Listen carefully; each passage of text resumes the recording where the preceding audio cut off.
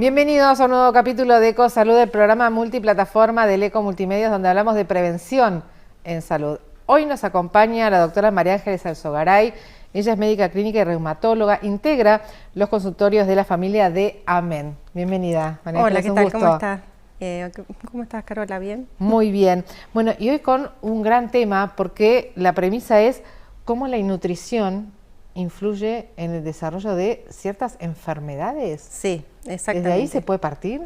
Sí, se podría partir de ahí. En realidad lo más importante es que todo el mundo sabe que hoy en día decimos que somos lo que comemos, ¿no?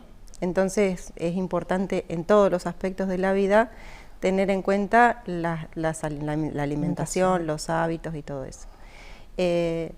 En sí, en cuanto a las enfermedades inmunológicas, que son las que a mí me atañen, o sea, la reumatología es muy amplia, pero hay unas enfermedades que son las autoinmunes, que tienden a ser crónicas en las personas. Y bueno, y esa, ¿Cómo cuáles, María Ángeles? Por ejemplo, lupus, artritis reumatoidea, bueno, las artrosis, ¿sí? Las enfermedades las articulares producidas por el ácido úrico, ¿sí?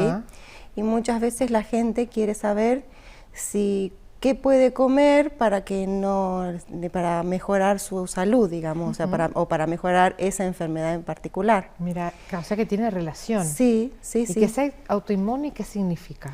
Que sea autoinmune en realidad quiere decir que el mismo cuerpo la genera. ¿Eso a partir de qué? El sistema inmunológico, que es nuestro sistema de defensa, no se sabe por qué se activa, y a partir de esa activación genera defensas que van a atacar a las articulaciones en particular, porque yo soy reumatóloga y lo que más tengo son dolores articulares, ¿sí? Claro. Pero también atacan a otros órganos. Las enfermedades pueden ser articulares o extraarticulares, como por ejemplo los ojos, el pulmón, los riñones, porque la mayoría de las enfermedades autoinmunes, por lo menos las que tienen que ver con reumatología, son de base en los vasos sanguíneos, hacen vasculitis, hacen inflamación de los vasos sanguíneos más pequeños. Mira. Que están, bueno, en el pulmón, en los riñones y en los ojos. O sea que, por ejemplo, una persona con lupus puede tener afectación de los ojos, puede tener afectación de los riñones, ¿sí? Claro. Por supuesto, la gravedad de la enfermedad la va a dar la condición de si tiene o no compromiso de órganos, ¿sí? Claro. Entonces, cuanto más órganos estén afectados, más grave es la enfermedad. Claro. ¿Sí? Y en esto, obviamente, que están los tratamientos médicos, pero ¿cómo cómo influye la nutrición?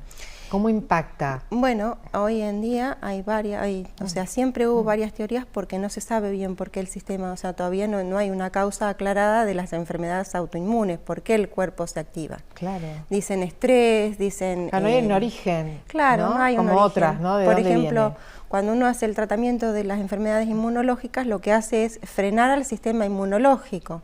Los medicamentos se parecen en varios aspectos a los medicamentos oncológicos, porque no hay una causa aclarada, ¿sí? Claro.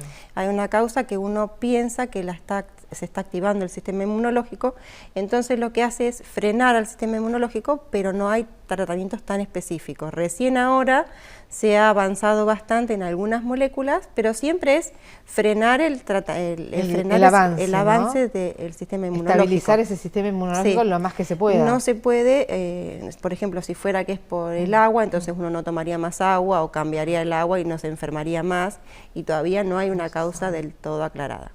Dentro de las teorías hay algunas que tienen que ver con esto de la microbiota o de la alteración de la microbiota. ¿Qué es la microbiota? La microbiota es lo que más se estudió, o sea, nosotros tenemos en las partes, en los órganos que se comunican con el exterior, por ejemplo, el sistema respiratorio, el tubo digestivo, la piel, tenemos bacterias que serían buenas, entre comillas, ¿sí? Buenas porque se necesitan sí o sí porque nos defienden de diferentes cosas. Sí. Hay bacterias, hay hongos y son normales.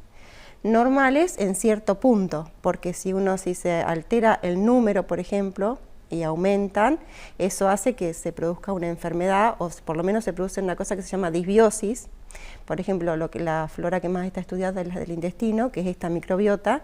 Entonces hay bacterias, hongos, todos que son normales en determinada cantidad, que tienen que estar equilibradas, y cuando se pierde ese equilibrio se produce una disbiosis y esas bacterias entran, o sea, abren, producen una permeabilidad intestinal que no tiene que estar normalmente. Claro. Ganan terreno y a partir de ahí activan al sistema inmunológico, porque el sistema inmunológico tiene que salir a defender. El sistema inmunológico es nuestro sistema de defensa, nuestro ejército, ¿sí? Claro. Entonces, al pasar eso, empieza a haber toda una serie de cambios, y si esas mismas bacterias ya están en la sangre, migran y pueden migrar a las articulaciones, entonces activan exactamente. Claro. A las articulaciones, a los ojos, al pulmón, todo esto que yo te decía, a través de los vasos sanguíneos, ¿sí? Entonces, bueno, hay diferentes cuestiones, y entre esas hay una nueva teoría que dice que si uno come bien y come saludablemente, probablemente no se produzca esa disbiosis y tal vez tengamos mayor suerte y no generar la enfermedad, ¿se entiende? Sí, claro. Esa enfermedad o un montón, porque por ejemplo la diabetes se cree que también tiene que ver con eso, un montón de enfermedades que están asociadas directamente a lo que comemos, los tumores, ¿sí? Hay diferentes tumores. Incluso se ha hablado de la esclerosis múltiple, ¿sí? Que puede estar producida. La esclerosis múltiple también es una enfermedad inmunológica. Entonces también se ha hablado de eso. La celiaquía, bueno, las tiroides, todas son cuestiones que tienen que ver con la alimentación. Mira, esto, bueno, se habla mucho, ¿no?, de los alimentos ultraprocesados, sí. De que, bueno, todos los profesionales de la salud y demás nos aconsejan ir dejándolos de lado y conectarnos nuevamente con lo que son los alimentos reales. Reales, sí, o naturales, ¿no? Con la naturaleza de los alimentos. Sí, lo más importante es no consumir azúcares refinados, todo lo que sea ultraprocesados tiene un montón de conservantes, un montón de cosas que realmente a la salud no le hacen nada bien. O sea, se producen, por ejemplo, con los azúcares refinados se producen picos de azúcar, todos esos picos de azúcar producen envejecimiento en la piel, diabetes, aumento, qué sé yo, hay un montón de cosas, como que si el azúcar sube es malísimo en todos los aspectos que lo puedas ver. Claro. Entonces uno debería no consumir tanto azúcar. Pasa que a veces es difícil, porque si a uno está acostumbrado a hacer un montón, qué sé yo tengo 51 años, hace 51 que consumo azúcar y cosas refinadas y ultraprocesados. Sacar eso de la cabeza es difícil.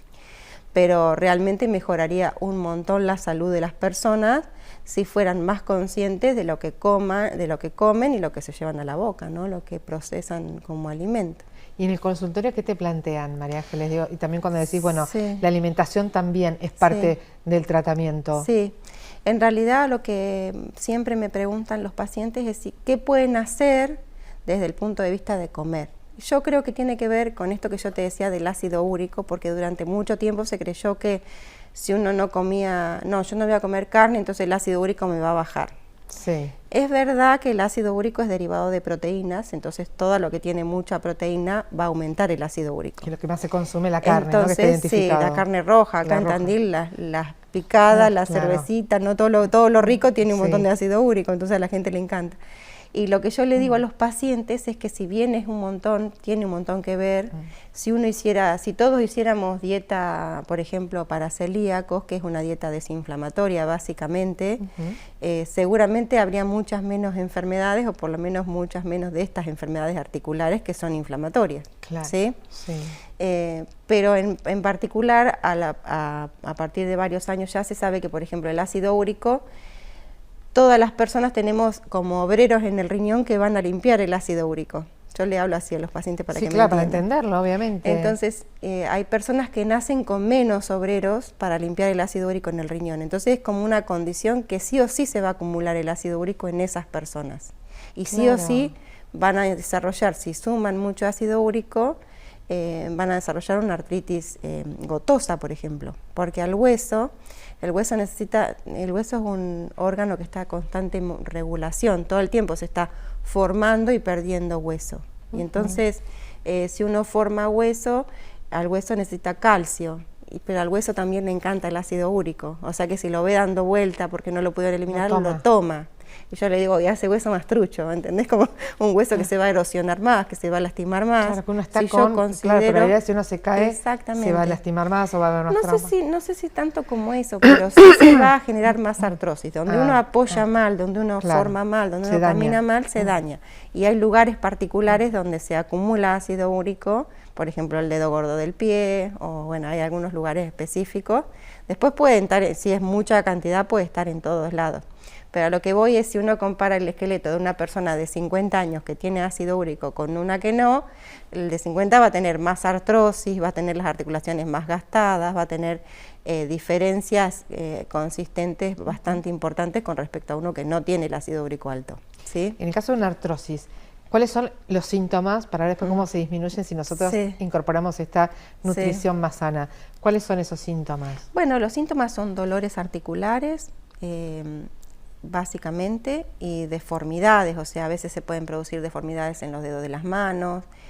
Tiene un cierto componente genético, o sea, no quiero decir que va a ser genético 100%, porque si no todos los hijos de una persona con artrosis tendrían artrosis. Pero sí es muy importante la carga, porque si una persona tiene mucha artrosis, los hijos probablemente vayan a tener artrosis a edades más tempranas tal vez, ¿sí? Claro. Antes se sabía que la artrosis era una cosa de personas grandes, ahora se sabe que a partir de los 19 años, según las actividades que vamos haciendo y los vicios que tenemos para caminar, para andar, para movernos, vamos a tener artrosis antes, porque son deformidades adquiridas a la carga que uno le pone al hueso. Si uno es, no sé, por ejemplo, si uno tiene mucho sobrepeso durante mucho tiempo y otra vez hacemos la comparación de una persona de la misma edad con menos pesos, el esqueleto de uno va a estar mucho mejor que el de otro, ¿sí? Claro. Después si hay, no sé, deformidades en la columna, esas deformidades, por ejemplo, van a generar artrosis. O sea, siempre lo que el hueso o desarrolla mal, o se apoya mal, o camina mal, o se moviliza mal, ahí se genera artrosis. Ahí se produce el daño. Exactamente, se produce. Y si nosotros incorporamos esta nutrición saludable, ¿cómo impacta? ¿Cómo es eso? ¿Disminuyen los dolores? Sí, ¿cómo se acomoda? Básicamente a nivel de los tejidos blandos no va a generar tanta inflamación, entonces uno va a sentir menos dolor, ¿sí? ¿Viste? Disminuye la inflamación. O sea, cuando uno toma, no sé, por ejemplo, medicamentos para la artrosis, tampoco se sabe la causa, así que también van a ser una cosa que se llama antiinterleuquina 1, la mayoría, o sea que van a inhibir al sistema inmunológico, lo mismo que dijimos antes. Entonces, si uno toma medidas y come más restringido en el sentido de ser más natural y todo, va a tener menos inflamación constante, menos inflamación permanente y menos posibilidad de desarrollar enfermedades crónicas e inflamatorias.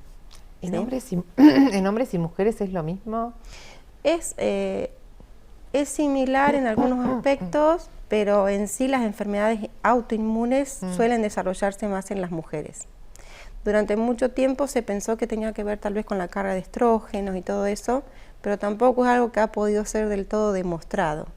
Pero siempre suele ser, no sé, 8-1, 7-1, salvo 2 o 3 que pueden ser mayoritariamente en hombres, pero la mayoría de las enfermedades autoinmunes tiene que ver con las mujeres. También se hablaba de características de histeria o cosas de cómo somos las mujeres, ¿no? Con respecto a los hombres o cómo llevamos el nivel de estrés a diario. Más a nivel de lo psicológico y comportamiento, ¿no? Y también, a nivel hormonal, obviamente, se estudió muchísimo el tema de la cantidad de estrógenos, todo eso, cómo influían, porque, por ejemplo, el lupus es una enfermedad que en el embarazo se puede agravar mucho, y puede tener flares, o sea, como recrudecimientos, digamos, de la enfermedad, y eso pueden pasar en el embarazo, que es cuando la mujer tiene el mayor desorden hormonal, si se quiere, o la mayor carga, pico de estrógenos, sí. ¿La menopausia, por ejemplo? Bueno, la menopausia puede ser un disparador. Puede ser un disparador, de hecho, varias, o sea, las enfermedades, por ejemplo, la artritis reumatoidea, que uno también dice que puede ser de gente grande, tiene picos a los 3 años, a los 6 años, a la adolescencia, a los 40 años, ¿sí? ¿La artritis se asemeja a lo que es artrosis o es distinto? La artritis es diferente, o sea, cuando uno dice artritis está diciendo que está inflamada la articulación, que duele, está roja, caliente, ¿sí? Cualquier enfermedad, tanto la artrosis como la artritis reumatoidea, van a inflamar y van a poner rojas las articulaciones y la van a aumentar de tamaño. Pero la artrosis es como idiopática, de causa desconocida, es como lo más común que hay y es degenerativa, o sea, el hueso se gasta y se produce artrosis. En la artritis reumatoidea es una condición autoinmune, el sistema inmunológico está atacando las articulaciones, entonces la forma en que se produce es diferente. ¿Se entiende? Claro, sí. Eso. Y por eso en menopausia En menopausia, por ejemplo, yo siempre le digo a las personas, o sea, cuando pasamos a la menopausia, si fuimos siempre sanos y empezamos con dolores, siempre lo que hay que buscar es la parte de artrosis, que sería el desgaste en las mujeres, estoy hablando, ¿no? Y sobre todo la osteoporosis, porque el hueso, como ya te dije, se forma y se pierde en manera equilibrada y constante durante toda la vida, y lo que mantiene ese equilibrio básicamente son los estrógenos. Cuando hay menopausia se pierden los estrógenos y entonces mucho más el hueso que se pierde que el que se forma, y ahí aparece la osteoporosis. Claro. Pero cada vez vivimos más tiempo sin estrógenos. Mucho más tiempo sin estrógenos. Casi un tercio de la vida. Sí, y hay mucha gente que hace actividad física, eso es otro tema que también quiero tocar.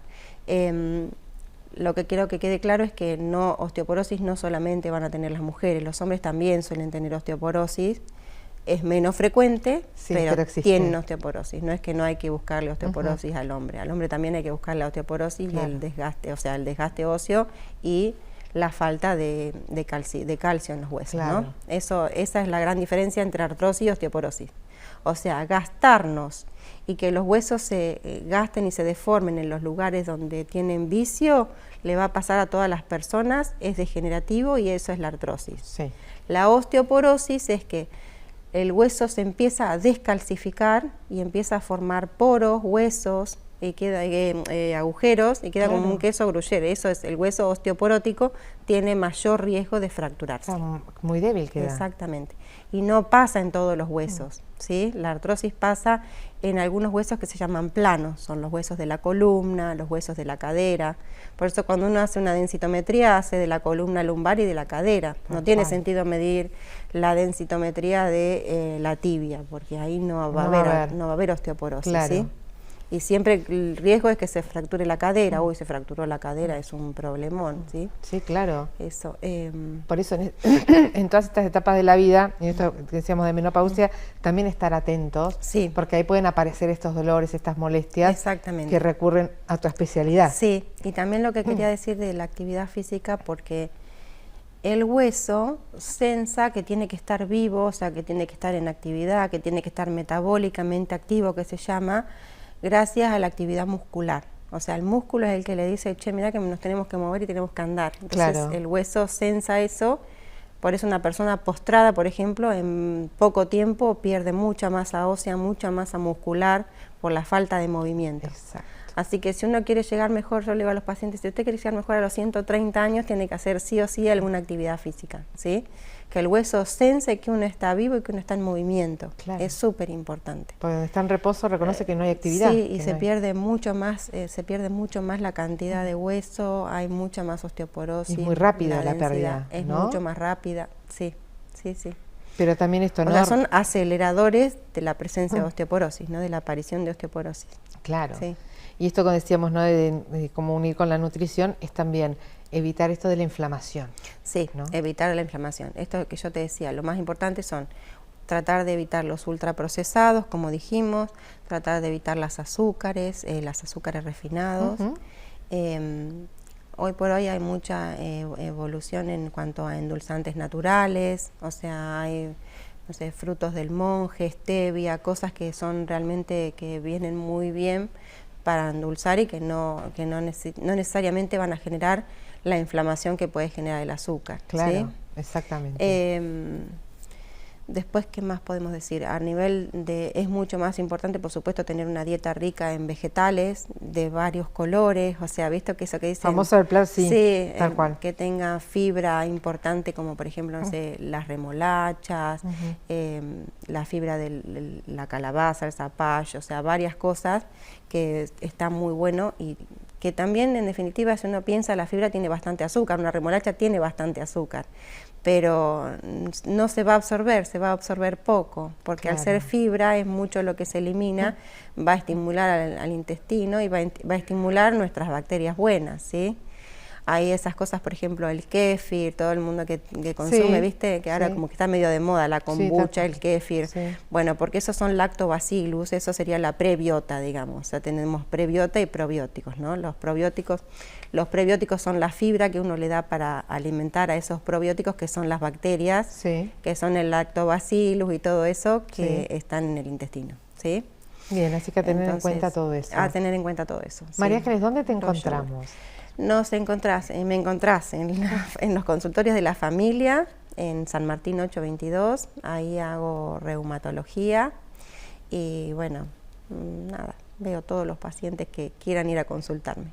Por eso, porque escuchando por ahí se dispara o algún síntoma, alguna molestia o algo, que lo consulten, sobre todo para sacarse la duda. Lo más importante, yo ya he venido otras veces acá, capaz que a otra parte a otra transmisión, pero siempre digo que mis pacientes consultan por dolor articular, por inflamación de las articulaciones, o sea que están rojas, calientes, aumentadas de tamaño, tienen impotencia funcional, no pueden hacer las actividades de la vida cotidiana a las que están acostumbrados y sí, obviamente consultan porque tienen dolor y es crónico el dolor, o sea... Y no acostumbrarnos al dolor. No, porque uno dice, bueno, se me va a pasar, se me va a pasar, se me va a pasar y después hay otros inconvenientes.